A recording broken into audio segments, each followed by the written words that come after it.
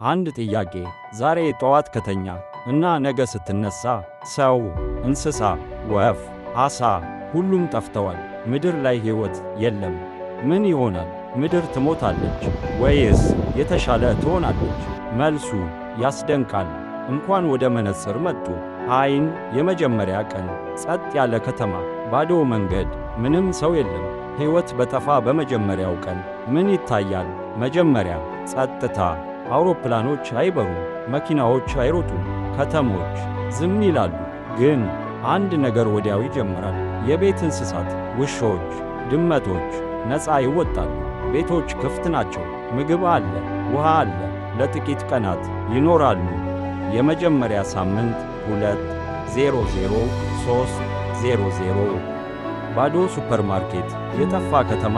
ከአንድ ሳምንት በኋላ የኤሌክትሪክ ኃይል ይጠፋል። ምክንያቱም ኃይል ፋብሪካዎች ሰው ይፈልጋሉ። ብርሃን የለም፣ ቀዝቃዛ ማቀዝቀዣ የለም። ምግብ ይበሰብሳል። ከተሞች ጨለማ ውስጥ ይገባሉ። የመጀመሪያ ወር ወንዝ፣ ተፈጥሮ አረንጓዴ። ከአንድ ወር በኋላ አስደናቂ ነገር ይጀምራል። አየሩ ይጠራል፣ ምክንያቱም መኪና የለም፣ ፋብሪካ የለም። ውሃው ይጠራል፣ ወንዞች ቀስ ብለው ይፈውሳሉ እና እንስሳት ነፃ ይወጣሉ። የዱር እንስሳት ከተሞች ውስጥ ይገባሉ። አንበሳ፣ ዝሆን፣ አጋዘን። መንገዶቹ የእንስሳት መንገድ ይሆናሉ። አንድ ዓመት ሳር የወጣበት ከተማ፣ ዛፍ የበቀለበት ሕንፃ።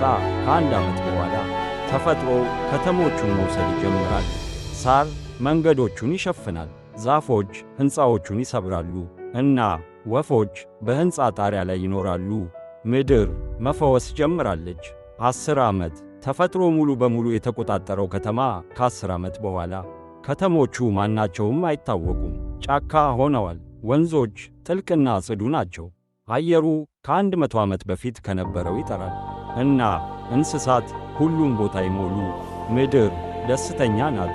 100 ዓመት ሙሉ ተፈጥሮ፣ ደን፣ ወንዝ፣ እንስሳት። ከ100 ዓመት በኋላ የሰው ልጅ ቀስ ብሎ ይጠፋል። ሕንፃዎቹ ይፈርሳሉ፣ መንገዶቹ ይሸፈናሉ እና ምድር ሰው ከመጣ በፊት የነበረችው ትሆናለች።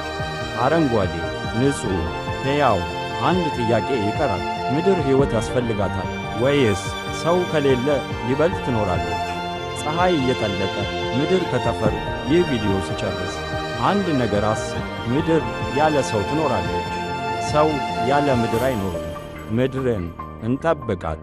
ከጠቀመ ላይክ አድርግ፣ ሱብስክራይብ አድርግ።